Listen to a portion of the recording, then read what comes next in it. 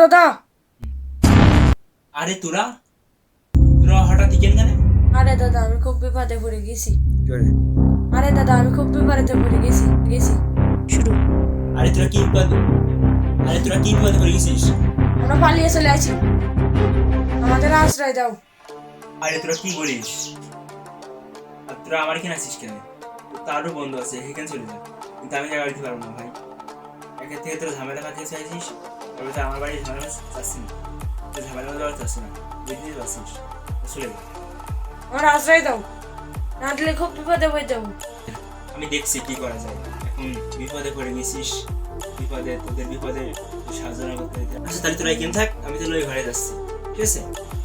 আর কোনো সমস্যা আমার কাছে কবি। কোনো সমস্যা নেই, আর আপনি সবসময় লাইটও বন্ধ রাখিস, ঠিক আছে? আর যদি কোনো রকম প্রবলেম হয় আমার সাথে রিলেশন না করে ওর সাথে করতে হলে খুব ভালো। এগুলো তো অনেক সুন্দর দেখতে।